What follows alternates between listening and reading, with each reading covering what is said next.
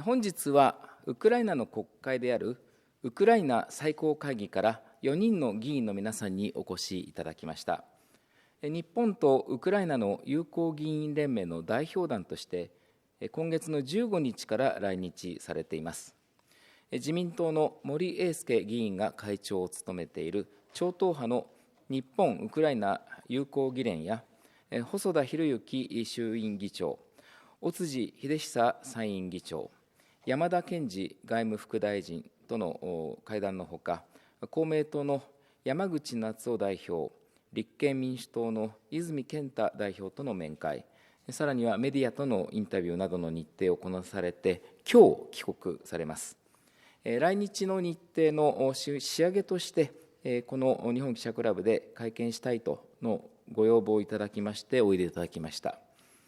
まず、議員の皆さんをご紹介します。会場から向かって左から、オリハ・コバリさん、ウクライナ日本友好議員連盟共同会長のお一人であるハリーナ・ミハイリュークさん、同じく共同会長のヤロスラフ・ジェレズニャクさん、そしてオレフ・セミンスキーさんの皆さんです。この会見では、主にミハイリュークさんにご発言いただきます。そして質問は他の皆さんにも答えていただくことになります。この会見は英語と日本語の逐次通訳で行います。通訳は隣にいらっしゃるサイマルインターナショナルの佐藤雅子さんにご担当いただきます。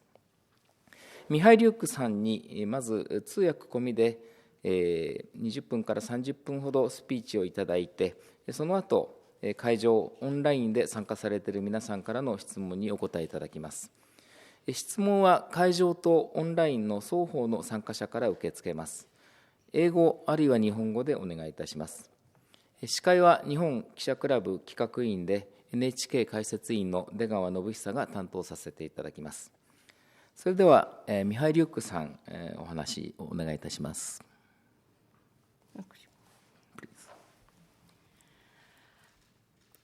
On behalf of Ukrainian delegation, I would like to express deep gratitude for all the support granted to Ukraine by the government of Japan, business associations of Japan, and citizens of your wonderful country. はい、ウクライナの代表団を代表いたしまして、まずウクライナに対していただいておりますご支援に感謝申し上げたいと思います。日本の政府、また企業、そして市民、この素晴らしい国の市民の皆様からご支援いただいたことを感謝申し上げます。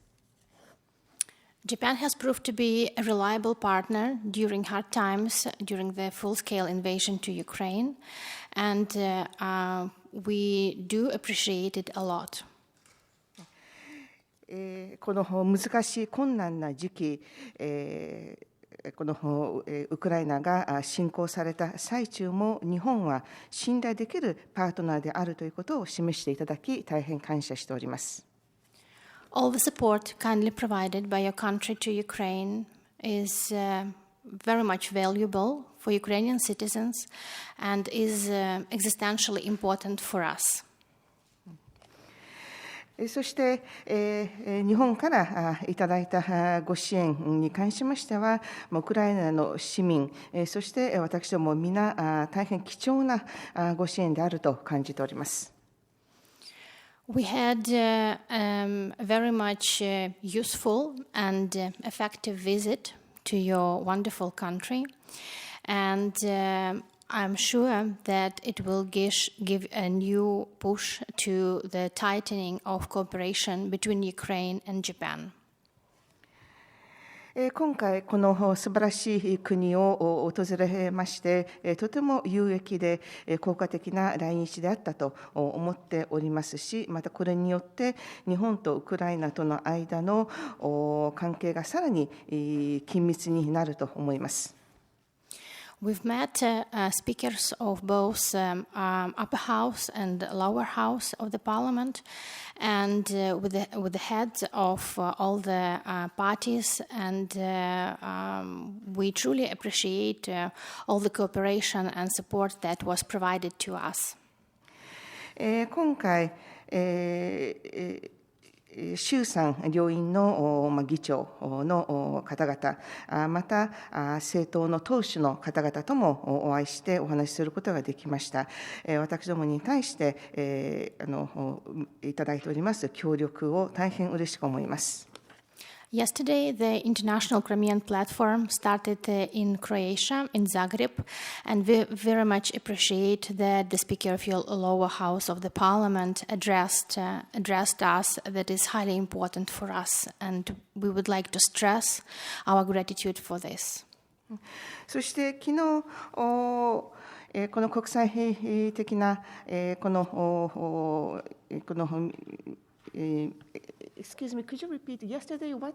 Yesterday, the International Crimean Platform Forum started in Zagreb, in Croatia, and there was an address of the Speaker of the lower house of the Parliament, and we are very much grateful for this support provided by him. 昨日、ザグレブで国際クリミアプラットフォームが開始いたしまして、その時に、この下院の議長がこのことを指摘されて、大変感謝しております。We had a number of meetings with MPs from different political parties, and I should say that we are on the same page. We have mutual understanding and willingness to tighten our cooperation, and that is why Ukrainian delegation is extremely happy about the result that we gained out of this official visit. そして、昨日もいろいろな方とお会いしてお話をすることができましたし、政党の方たちともお会いしてお話しすることができましたけれども、お互いに同じ考えであると相互に理解しているということを確認できまして、これによって協力関係がさらに緊密になると思いますし、今回の来日の成果があったということで大変嬉しく思っております。A number of meetings were dealt with future reconstruction of Ukraine after we will win the war, but we will sure that we will win the war. That is why it was highly important for us nowadays already to start planning on how the reconstruction will be provided to Ukraine. And we are grateful to business associations that we've exchanged our ideas, and we do hope that, again, our visit will bring fruitful results. 将来、この戦争が終わった時にどのようにウクライナを再建するのか、復興させるのかということも大変大事なことだと思います。私たちは勝つと確信しておりますので、この後どのように再建していくのかということも大変大事なことだと思いますので、その面でもいろんな方とアイデアを交換できまして、この訪問は実り良いものであったと感じております。We do hope that Japan, as a leader of democracy in Asia, will lead the group of countries who've already expressed their wish to invest into reconstruction of Ukraine. The US, Canada, the UK, Sweden, and other countries have already expressed this wish. That's why I do hope that Japan will also join them. 日本はアジアにおける民主主義のリーダーでありますので、ウクライナの再建にもぜひ再建への協力も表明していただきたいと希望しております。すでにアメリカ、カナダ、イギリス、スウェーデンなど表明している国もありますので、ぜひ日本にも参加していただきたいと思います。ありがとうございます。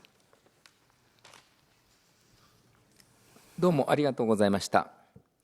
それではここから質疑応答の時間に早速入りたいと思います。会場でご質問がある方は挙手をお願いいたします。私が指名しますので、お近くのマイクを使ってお名前とご所属、そして、どなたへの質問かもし可能であればおっしゃってから簡潔に質問してください。またオンラインで参加されている方で直接質問したい方は Zoom の画面の下の方にあります手のマークのボタンを押してください。私が指名しますのでミュートを解除した上でご質問ください。またテキストでの質問は同じく Zoom の画面の下の方にある Q&A にお名前とご所属を添えて質問を書き込んで送ってください。私が代読します。そして質問は英語か日本語でお願いいたします。最初の質問を私の方からさせていただければと思うんですが、この戦争いつかは終わりの時が来ると思うんですが、いつまでどれぐらい続くというふうにお考えでしょうか。そしてどのようにこの戦争が終わりの時を迎えるか、どのように終わらせるかというイメージを今お持ちであるかどうか、それからこの戦争終結に向けて議員の皆さんができること、できる役割ということをどのようにお考えなのかということであります。So let me start with the first question. This war will have to end eventually. So how long do you think it will take to end this war? When do you think the war will end? And what is your image on how the war will end? Do you have an image of the way the war is going to end? And also after the war, what do you think is towards the ending of the war? What is the role of the members of a parliament to bring the war to an end? It's a hard question. Really, we hope that war will finish soon as possible. はい、もちろん最初の点につきましては、できるだけ早く戦争が終わることを祈っております。And it will finish on battlefield, and we truly believe that our soldier will make their best for fighting and winning our enemy. この戦場で戦争が終結し、私たちの兵士がベストを尽くし、敵に打ち勝つことを期待しております。You know that we are fighting with one of the biggest army in the world, and during last 2 months, we are recapturing our territory already. 私たちは世界最大の軍の一つと戦っているということは認識しておりますけれども、この2ヶ月ですでに私たちの領土も取り戻しております。And I am and we are truly believe that we are fighting not only for our territory, but for all democracy world, because the victory of Ukraine will be victory of democracy in our planet. そして私たちがこのように戦っているのは、この私たちのためだけではなく、世界の民主主義のための戦いであると感じております。ですからウクライナの勝利は世界の民主主義の勝利であると考えております。I'm sure that nobody could predict the exact date of victory of Ukraine, but every dollar of financial support, every kilogram of humanitarian aid, every additional sanction on Russia Federation will decrease days which all our world and of course Ukraine will be live in status of war. 正確にいつウクライナがこの戦争に勝つかということは分かりませんけれども、このさまざまな財政支援、それから人道的支援、そしてロシアに対する制裁が加わるほど、この終結に向けての日数は減ることになると思いますし、このウクライナも世界も元の状態に戻ることが早まると思います。That's why it's so important of support Ukraine from from international society, and we once again thanks for Japan for support you have already provided us, and of course we're counting on further support in nearest future, and hope together we will soon reach victory in this war, and after that we once again together will start our cooperation on rebuilding Ukraine after the war. その意味で国際社会のウクライナに対するご支援に大変感謝しておりますし、すでに日本からいただいている支援にも大変感謝しております。また今後近い将来さらなるご支援がいただけるのであればそれも大変期待しておりますが、それによって一緒にこの勝利を収めるということを希望しておりますし、戦争の後一緒に協力し合って再建に向かいたいと思っています。As you may know, yesterday there was a conference in Berlin hosted by Mr. Scholz and Ursula von der Leyen regarding the plans of a rebuilding, of reconstruction of Ukraine. And we hope, as it was announced, that will be the biggest investment from the international society in future. 昨日ベルリンで、ショルツ氏とウルスラ・フォンデルライエンさんのご参加される会議が開催されまして、この再建に関することが話題に取り上げられましたけれども、この国際社会から、今まででも最大の投資が今後されることを祈っております。Yeah, of course we are counting on that our partners, our supporters, and I think our true friends, as Japan, will take a significant part of this reconstruction plan. その意味で、このパートナーの国々、また支持をしてくださっている方たちに大変期待しておりますし、また真の友である日本も今後ウクライナの再建に大きな役割を果たしていただけるもと期待しております。During this visit, we visit several your cities which has been destroyed or during the war or by earthquakes. 今回来日の時にいくつかの日本の都市を訪問いたしまして、戦争で破壊されたり地震で破壊されてしまった都市を訪れました。And now they look beautiful.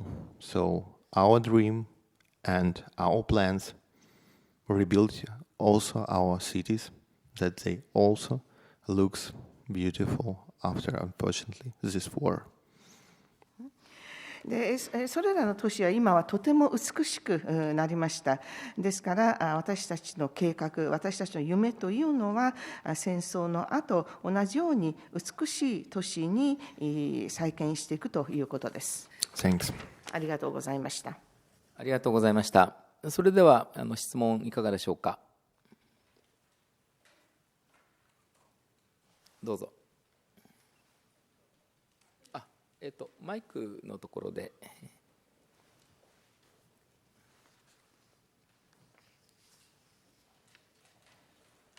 まずご所属とお名前からお願いいたします。英語でも大丈夫ですか？もちろん結構です。Hello, I'm Emma Tanaka from Nippon Television. I've got two questions. First, I would like to know the name of the cities you have visited, the places you visited. And the second question is that you told us that you're hoping the Japanese government for support. And is that financially or like politically? Thanks a lot for your question. If I may, I'll start. After Tokyo, we visited Kobe, then Himeji, then Kyoto, and Osaka. Yep. The second question is, we do hope for both political and financial support and humanitarian, of course, because as I have told, it's existential for us. ご質問は、どこを訪問したかということと、あと、日本の政府に期待する支援というのは、財政的あるいは政治的な支援なのかということでした。でまず、最初のご質問ですけれども、訪問したのは東京の後、神戸、姫路、京都、大阪です。そして、日本からは政治的な支援、財政的な支援、そして人道的な支援も大事なので、このような面でのサポートを期待しております。Recently, while we were here and before our visit, a number of cities of Ukraine were attacked by Russian missiles that destroyed more than 40% of energy infrastructure of our country.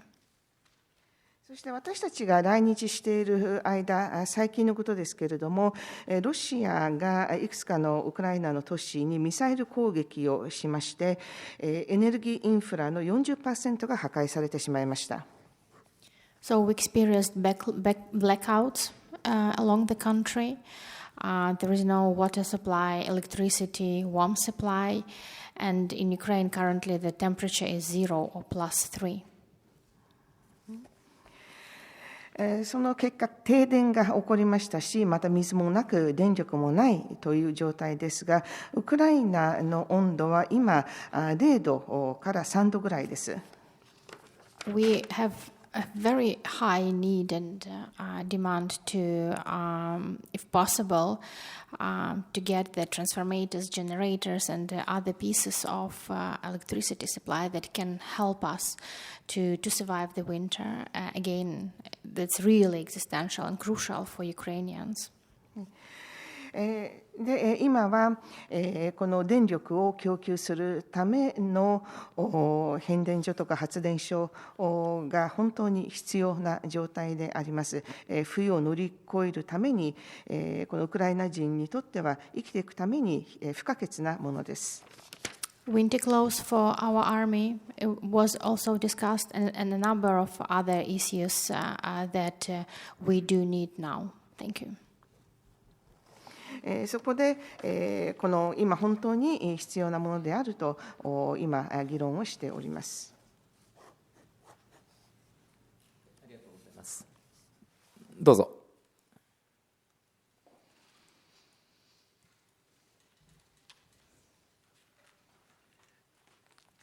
Morning. My name is Kanehira from Tokyo Broadcasting System. I have two questions.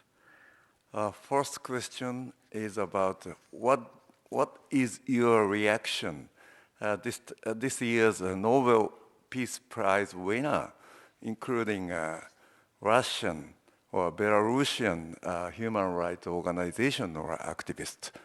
I heard some mixed reaction from your country. Your politicians showed a mixed reaction. How do you feel this year's Nobel Peace Prize winner, including Russia and Belarus? Second question is Halina and Oliha. I'm very personally worried about the future of your children, younger generation in the wartime. They are suffering very, very severely in the wartime. How the school is going on, and how their future will waiting. How do you feel, Oliha and Halina, the future of your children, the next generation's future? Thank you. Okay. I will answer on first part and that transfer question to Halina. We truly believe that Ukrainian organization, which also receives this Nobel Prize, it was very big honor for us. With this non-government organization from Ukraine make a lot and will make. They helping us too much, and as you know, in Ukraine, civil society is very developed and very helpful, of course, especially during the war. まず最初のご質問、今年のノーベル賞の受賞者の中に、ロシア人、ベラルーシ人なども含まれているんですけれども、どういう感想ですかということですが、まずこの最初のご質問について私からお答えいたしますと、このノーベル賞を受賞した方の中にこのウクライナの人もいましたので、大変光栄なことだと感じております。ウクライナの NGO などはさまざまな努力をして私どもを支援していただいておりまして、いろいろな意味でサポートしてもらっております。And I personally truly believe our organization, Ukrainian organization, made much more than any organization in the world now, which mentioned also in the national is this Nobel Prize. So yes, there is mixed feelings, but we don't want to discuss why the Nobel Prize judges made their decisions. But believe if we are talking about Ukrainian organizations, they truly earn for this prize. They and other non-government organizations, they are also heroes. They're helping to save lives. They're helping to find support. They fighting on diplomacy front as well as our soldiers fighting on the fronts. So we hope that there will be next year, and all the new Nobel Prize finds they are also Ukrainian organization or Ukrainian representatives. で世界のさまざまな組織からサポートしていただいておりますので、おっしゃるように、このさまざまなこのまちまちな感想がウクライナの中にはありますけれども、これはノーベル賞の審査員の方たちが決めたことであります。ただウクライナにもこの本当に英雄のように支援をしている、人命を救助して兵士を助けている組織も他にもありますので、また次のこのノーベル賞法にもこういったウクライナの組織がその対象になることを期待しております。As of yesterday morning, around 3,000 educational institutions were damaged as a result of missile attacks, and more than 600 educational institutions are destroyed. で2つ目のご質問は、今回の戦争が子どもたちにどう影響するのかということでしたけれども、この3000もの教育機関などがミサイル攻撃の対象となり、600の機関が破壊されました。Unfortunately, more than 400 kids were killed and more than 900 were injured as a result of missile attacks. そしてミサイル攻撃の結果、残念ながら400人以上の子どもたちが死亡し、900人以上が怪我を負いました。600,000 Ukrainian kids are abroad now, and we are very much grateful to Japan that you host our ladies and kids and preserve our future, Ukrainian future. ウクライナ人の子どもたち60万人が今海外に避難しています。日本もそういった子どもたちやこの女性たちをこの受け入れていただいておりまして大変感謝しております。この私たちの未来である子どもたちをこのように受け入れていただいて感謝しております。When you walk along the streets in Kiev, you will rarely see a child.And for me personally, it's very painful to realize that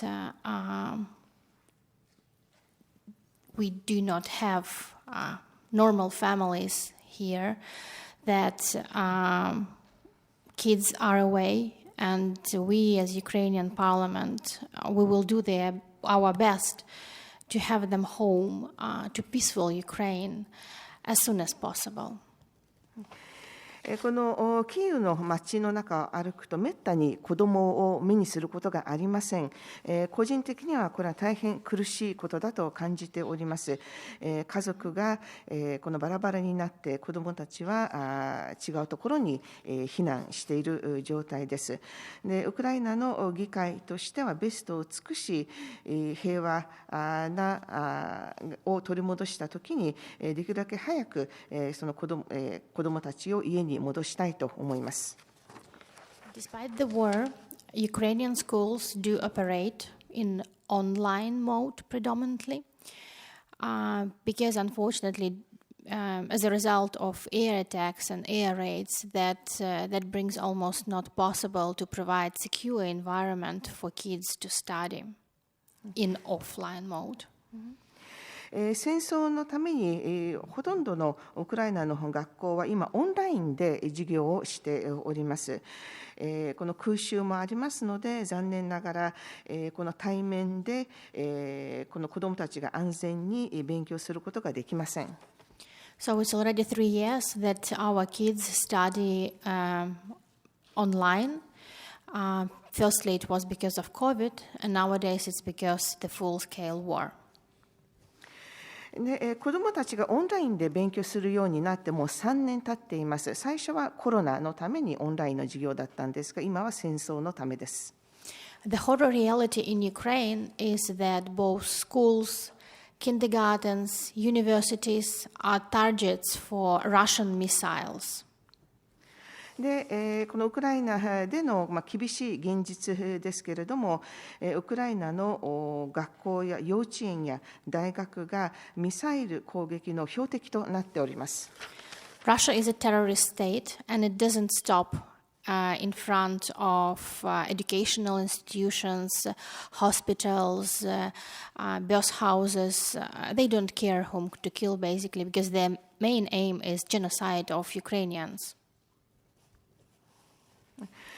ロシアはテロ国家であり、対象が教育機関であろうと、病院であろうと、攻撃をやめません。このウクライナ人を虐殺することが目的でありますので、どこを攻撃するかということは気にしていません。We call on our international allies to support us and to help in this horror situation, and we do rely on Japan as well. Thank you. で、このような状況で私どもをサポートしていただいている国際社会、そして日本にこの期待を寄せております。ありがとうございました。ありがとうございます。それでは次の質問を受けます。それではどうぞ。こんにちは。個人会員の岡野と申します。ジェレズニャクさんに質問なんですが、ジェレズニャクさん、マリウポリのご出身と伺うんですけれども、マリウポリが現在どういう状況なのか、ごく簡単に教えていただきたいというのと、現在マリウポリからたくさんの人がウクライナ国内国外へ避難していると思いますが、彼らに対するこの冬の支援、どういうふうにお考えなのかお聞かせください。I had a question to Mr. Zelezniak. I understand that you are from Mariupol, and what is the situation in that city right now? And I believe many people have evacuated inside the city or outside the city, but what kind of support is going to be provided to these citizens to overcome this winter? Yes, I'm from Mariupol. This beautiful city.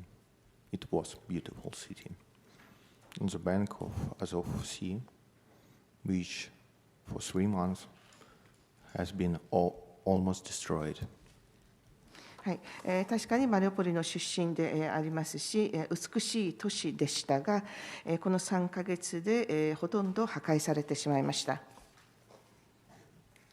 And my sister was inside the city when the war started, and 3 weeks I could not even connect with her by email, by internet or mobile phones. There was no connection. I don't know if she is alive.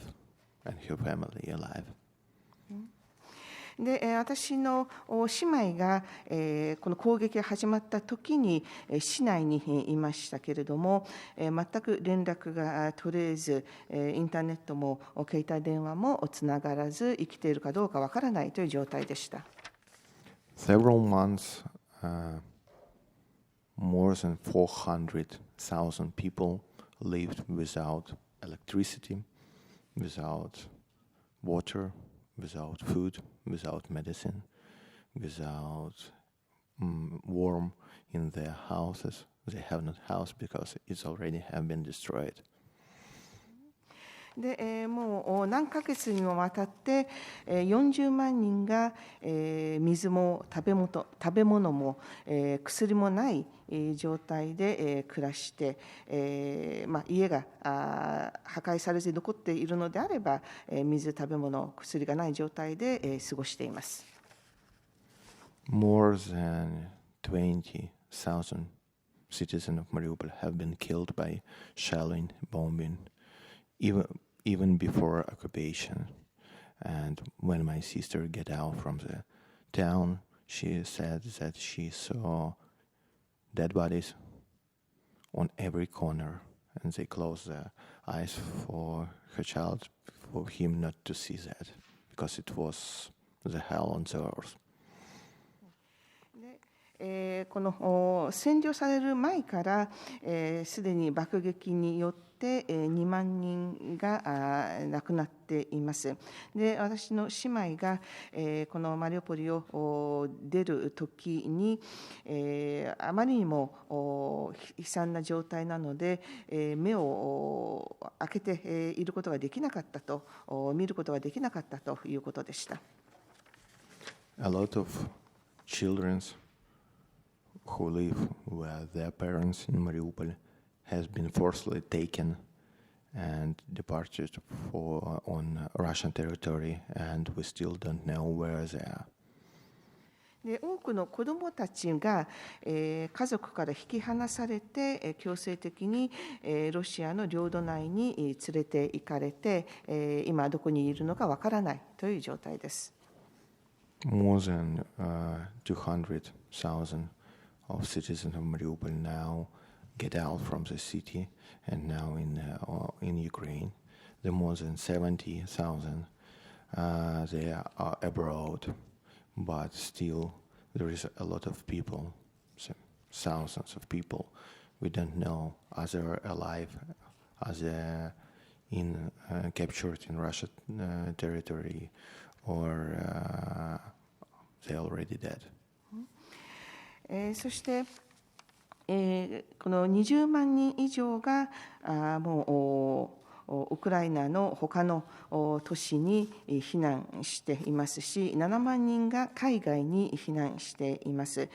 またこの生死がわからない、あるいはロシア領土内に連れて行かれたかどうかわからないという人もたくさんいます。You ask what we can do. We are doing our best, but we really lack of money because for your understanding, all revenues of Ukraine, they going just for spendings on military sphere because war is very costly.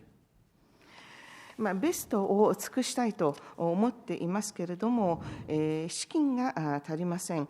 ウクライナのあらゆるこの資金が今、戦争というのはお金がかかるので、軍に向けられておりますので、資金が不足しております。And that's why we are counting on financial support from international society, and because just due to this support, we're still able pay pension, salaries to help temporarily dispersed persons, to organize schools. はい、ただ、国際社会の財政的な支援のおかげで、このいろいろな面のサポートすることができますし、例えば、学校の資金に充てたり、人々の給料に充てることができております。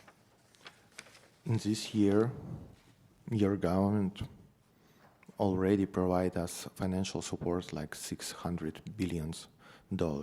It is a huge amount of support. We thanks for that, and for your understanding, it helped to cover at least the half of our spendings for school teacher salaries. 今年も大きな支援をいただいております。この$6000億以上の支援をいただき、皆様のご理解のおかげで、例えば学校の教員の給料を支払うことができております。But unfortunately, war has not stopped yet. We are demanding for next budget $38 billion of financial support because just to cover deficit and just to pay simplified financial aid.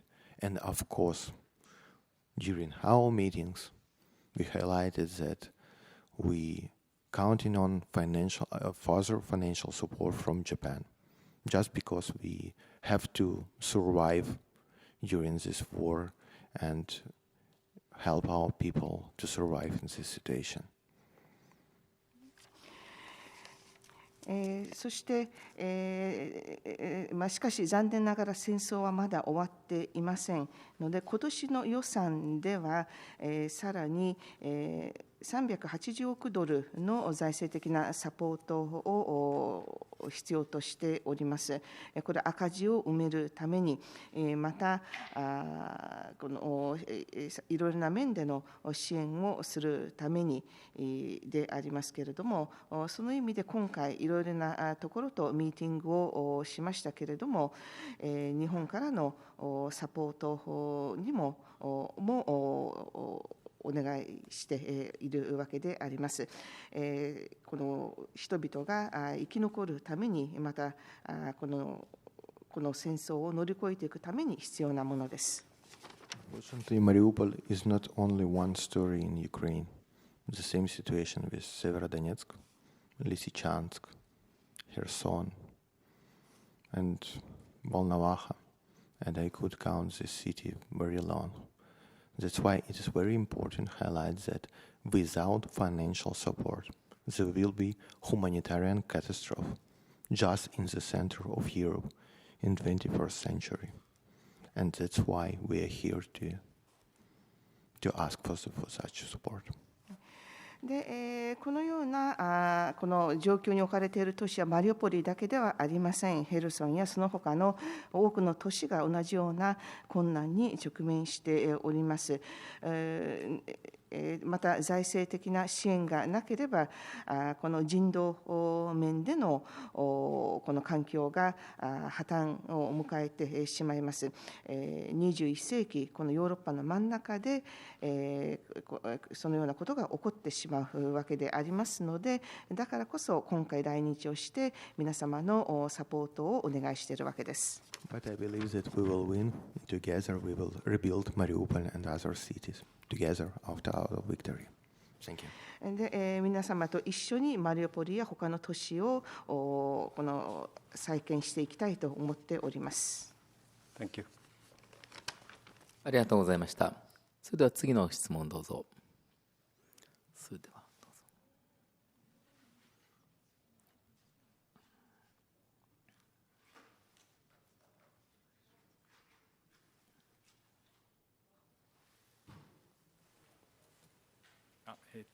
日本語で失礼します。共同通信の崎と言います。2点質問があります。岸田総理がですね、昨日の25日、ドイツで開かれた国際会議で、日本が東日本大震災の経験を生かした瓦礫の処理や、避難民の施設での、暖房の整備、防寒具の供与というのを、表明しました。支援を表明しました。でこのことに対する受け止めというのがまず一つ。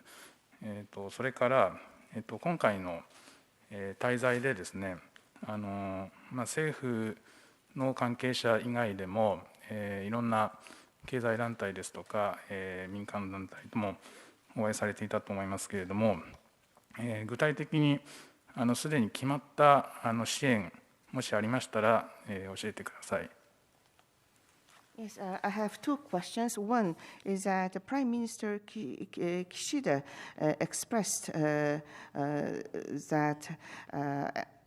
on the 25th at an international conference in Germany that Japan has the experience of a great East Japan earthquake, and based on that experience, Japan can provide support in the areas of cleaning up the debris and providing facilities for the people who have evacuated and express support in that regard. So what is your, how do you,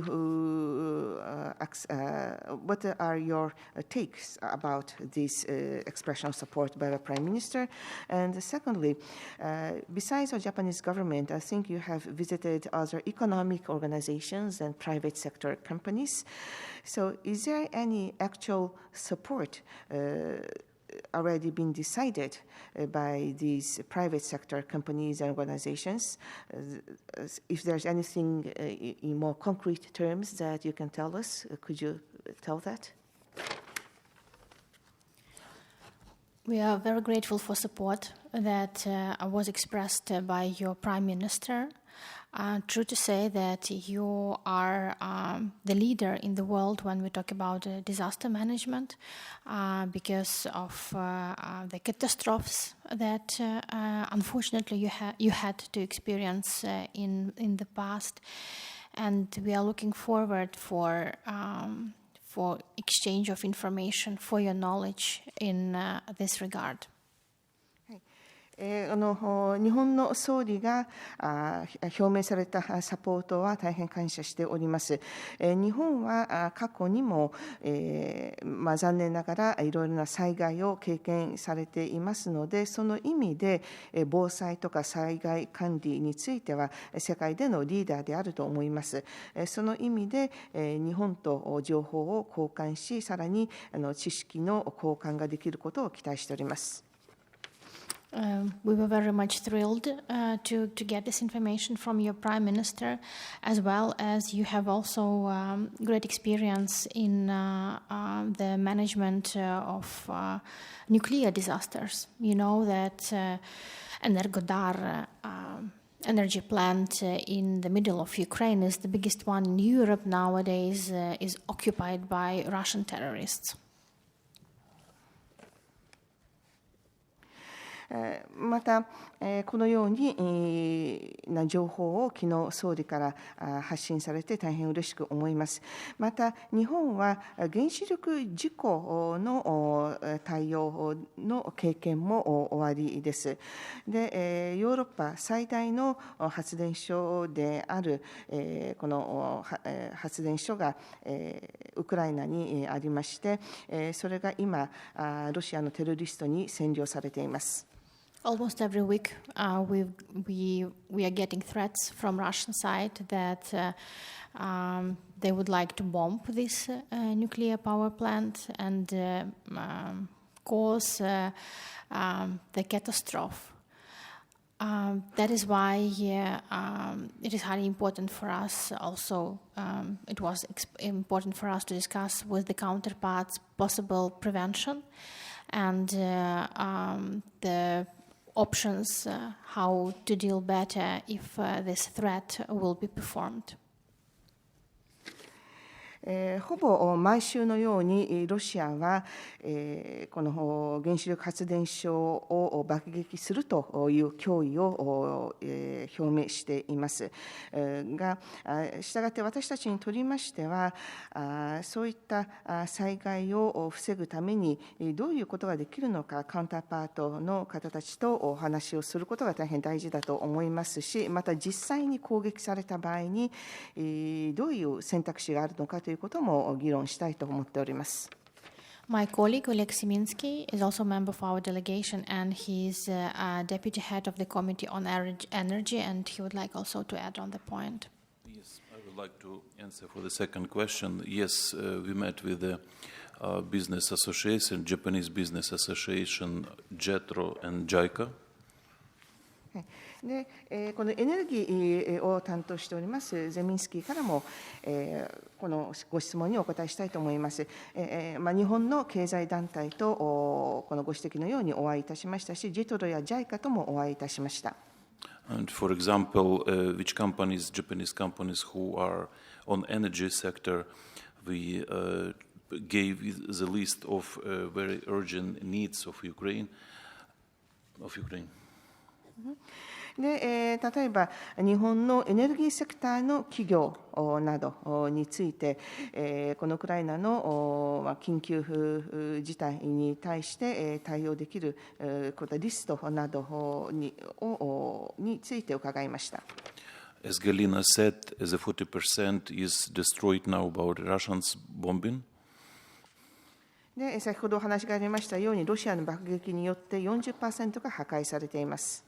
And we have a big list of urgent needs of Ukraine with a very wide spread of transformers, generators, and another equipment that Ukraine need now.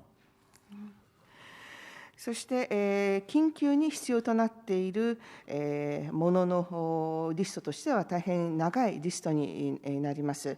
いろいろな場所で広範囲にこの発電機やトランスフォーマーが今必要となっています。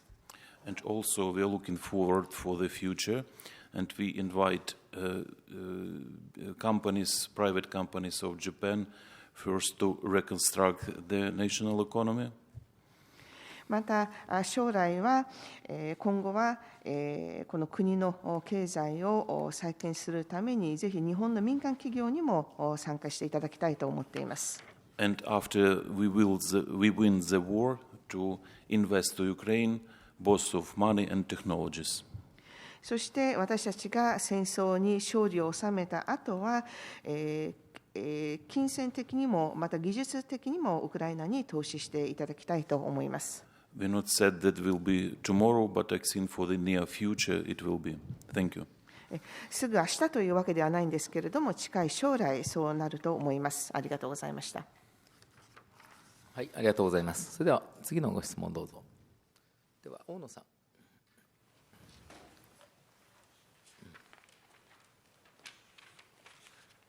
個人会員の大野と申します。2つ質問があります。一つは最近ウクライナの議会とゼレンスキー大統領はいわゆる北方領土問題に対してロシアが不当に占拠している日本の領土であって日本政府の立場を支持するという決議を表明をしました。このことにどういう根拠でですね、こういうふうな決議をするに至ったのか、例えば国際法の側面から説明していただければ、それから日本はこの問題の解決でどのようなふうにロシアに対していいか、もし可能でしたら何かサジェッションをいただければ。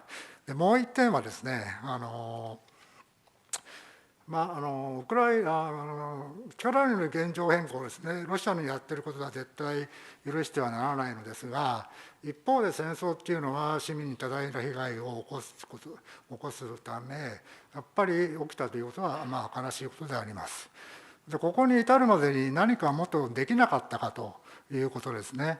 例えば1997年にウクライナのクチマ大統領とロシアのエリツィン大統領はいわゆる友好協力条約というのを結んで、その第1条で両国は現状の国境を承認するということで、ロシアもウクライナのクリミア領有を認めたんですが、その6条では両国は互いの国にとって安全保障上の脅威となるような条約を第三国と結ばないというふうに書いてあるわけですね。でこれはロシアから見ると、その後ウクライナは NATO 加盟ということを打ち出して、その方向に進むんですが、ロシアから見れば、これは当然、自国に対して脅威になるということで、例えばクリミア領有に関しても、ロシアからイチャモンをつける口実になったんではないかということですね。ですので、やっぱりロシアは確かにテロリスト国家的な国で、力によってどこら中にでも攻め込んでいく危ない国です。しかしながら NATO はすぐにウクライナに入れてくれるわけではないわけですから、この危ない国が隣にいるという条件下で、もう少し賢く、あるいはずる賢く戦争を避ける策がなかったのかと。現実主義のキッシンジャーさんなんかはそういうことを言ってるんですが、それに対してどのようにお答えになりますか。Yes, I have two questions. First is about a recent statement made by President Zelensky that he acknowledges that the northern islands, northern territories, is being illegally occupied by Russia, and that the northern islands is an inherent territory of Japan. So what are the grounds that he expressed that resolution? Was that based on international law or any other thought that he had in mind in leading to that resolution about the Northern Islands? And in that regard, do you have any suggestion on how Japan should approach Russia to reach a solution to the problem of the Northern Islands? And my second question is that, of course, the war is an attempt of changing the status quo, which should not be allowed. But wasn't there any way of avoiding the war before it happened? Because in the Friendship and Cooperation Treaty signed in 1997 between Russia and Ukraine, Article 1 says that both countries recognizes the current national borders, and that both countries will not pose any security threat to each other. But after that, Ukraine tried to join NATO, which from a Russian perspective, that was considered to be a threat. And of course, Russia is a terrorist country trying to change by force the current situation, but it takes time to go through all the procedure for Ukraine to join NATO. So wasn't there a way of avoiding the war before this actually happened? And I think Mr. Kissinger was saying, having this view. So do you have any comments about it? Regarding your question on northern territories, a couple of days before our official visit started, the Parliament of Ukraine adopted by unanimous decision the resolution on the northern territories, that they are sovereign, that they should belong to your wonderful country. The same day, the President of Ukraine issued his decree stating the same idea on the northern territories, that Kuril Islands are Japan, the same way as Crimea is Ukraine. We do believe that it is not possible that one country can just come and take your territory by force just because it wants to own your territories. That's why we think that it's the right time for all the countries to, if the territories are occupied by Russia, to demand that they should be back. And we think that's a good timing for you also to claim your territories from Russia. Nowadays, the armed forces of Russia, they're fully concentrated, unfortunately, in our territory, in Ukraine. And if all the countries will simultaneously ask for resolving the situation with occupied territories. The same situation is in Georgia or in Moldova. We do think that together we will win in terms that we will definitely succeed in getting back all the territories of sovereign nations, as Ukraine is, as Japan is, as other countries I've mentioned are. That is why it's high time now to act and to have the territories backed. まず、北方領土についてですけれども、私たちが来日する2、3日前に議会は、この北方領土についての決議をいたしましたし、またこの大統領もその同じことを大統領令の中に入れて発表いたしました。つまり北方領土が日本のものであるのと同じようにクリミアもウクライナのものであるという考え方です。ただそして一国がただその領土が欲しいからと力でその領土を取ることはできません。なので今まさにロシアに対して主張するいいタイミングだと思っております。と言いますのは、残念ながらロシア軍は今ウクライナとの戦争に集中していますので、他の国々も例えばジョージアとか、他の国々も同じことを要求できる今タイミングだと思います。一緒に戦うことで勝つことができると思います。そしてこのウクライナも日本もあと他の国々も同じように全ての領土を取り戻すことができる今まさにそのタイミングだと思っています。You ask regarding the chance to avoid the war. Yes, I believe there was a chance. This chance was after the Crimea Peninsula occupation. If the international society impose the sanctions, real working sanction, after the first time Russia occupied the part of Ukraine territory in 2014. Unfortunately, it hasn't happened, and that's why we have war, full-scale war now. またこの戦争を回避することができなかったのかということに関しましては、回避をするチャンスはあったと思います。それはクリミア半島を占領した後、国際社会が強い制裁を加えていれば、それは2014年のことですけれども、もしその制裁を加えていれば回避することができたと思いますが、残念ながらそれは起こらなかったために今戦争が起こっているのだと思います。The day before our flight here, we with Galina have to meet with your ambassador in Kiev, and air ride began in 8 o'clock in the morning. Our meeting was appointed in 11.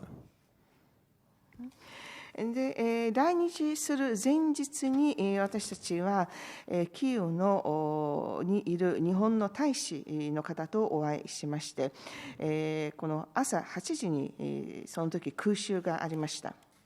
And then Russian missiles strike in the center of Kiev, not in military object, not in the government building, but just in the children playground in the park, 800 meters from residence of your embassy of Japan in Ukraine, where our meeting have to be. でロシアのミサイルがキーウの中心地を攻撃しました。それは軍事施設でもなければ政府の施設でもありません。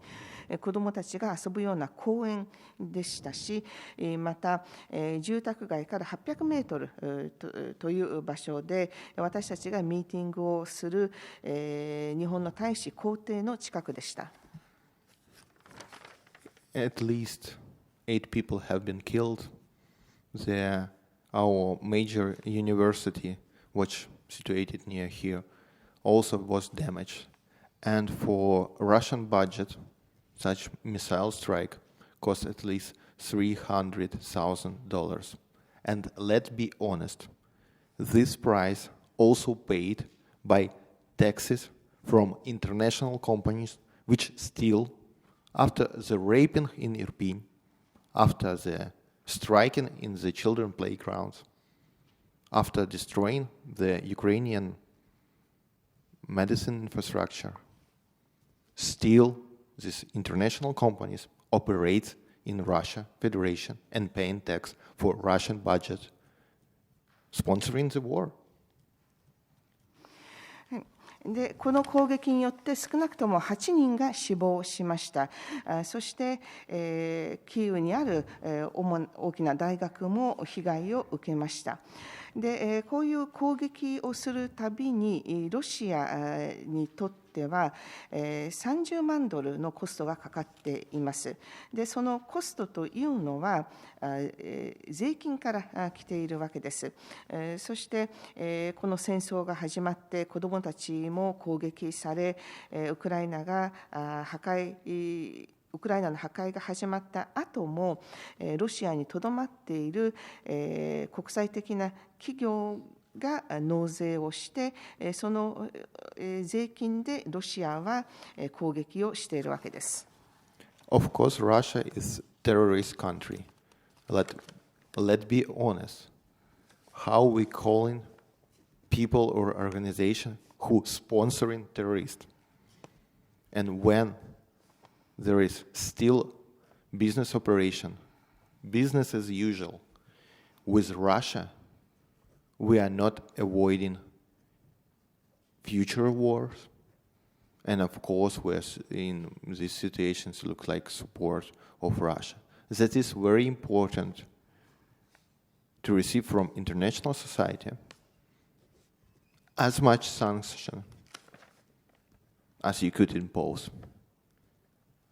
Because when we are sponsoring by taxation, by oil trade, by joint ventures and joint projects during the war, every organization, every company, every country which has not canceled their operation in Russia, helping them to kill our children, unfortunately. ロシアはもちろんテロ国家でありますけれども、そのような国にいて、この企業が通常通りロシアとビジネスをなぜまだ続けることができるのでしょうか。これは未来の戦争のことではなく、今現在ロシアで事業を行っている企業はロシアに対してサポートをまだ続けているわけです。国際社会はできる限りの制裁を加えることが大事だと思います。ロシアで事業を行っている企業は、事業を行ったり、あるいは石油などその他の貿易を通して、ロシアに対して納税をしているわけです。あるいは戦争の間もジョイントベンチャーなどが継続しています。そういう企業はロシアに納税をして、その税金から私たちの子どもたちが殺されているのです。Unfortunately, there is still on the list of companies who works in Russia. There is some companies from Japan, and maybe it is good time for you to ask their management why they think that there is not enough death in Ukraine, which Russia already made and unfortunately will make. Thanks. で残念ながらまだ、日本の企業の一部はロシアで事業を継続しています。このウクライナで、もうロシアによって、もうたくさんのウクライナ人は死亡していますので、もうこのことを考え直す時期ではないかと、この企業の経営の方たちに求めたいと思います。ありがとうございました。まだご質問が終わりかとは思うんですが、記者会見終了の時刻が来てしまいました。議員の皆さんの中でこれを言い残したと、これを最後に言っておきたいということがあれば、一言おっしゃっていただければと思います。So unfortunately, it's now time to conclude this press conference, but are there any final comments that you'd like to make? Thank you for support. Real thanks. It is not just the pleasant world, it's also our feelings during all the trip, and of course, from the start of this war. I'm sure that in Japan you have the same phrase that friends in need, friends indeed. And the war is really time when we as Ukraine understand who are our friends. And I'm sure you that every Ukrainian knows that Japan is our friend. We really want to come back here after the victory and to tell you about our bright plans made with best consulting companies regarding the rebuilding of Ukraine. Build back better, as Japan made after war and after disasters. はい、改めて、ご支援に感謝申し上げます。これは私一人ではなく、このみんなを代表して、ご支援に感謝を申し上げたいと思います。この困っている時の友こそ真の友であると言われていますけれども、今私たちウクライナ人みんなこの戦争の中で苦しい状況にありますけれども、日本はその意味で真の友だと思います。また勝利をした後、また再び日本に戻ってきて、今後の計画、再建に向けての計画をぜひまた日本の方たちと議論したいと思います。ビルドバックベター、より良い状態に作り直すということを実現していきたいと思います。それは日本が戦争の後、あるいは震災の後、再建されたのと同じように、この私たちも再建したいと思います。And we thanks for hosting thousands of our citizens during the war.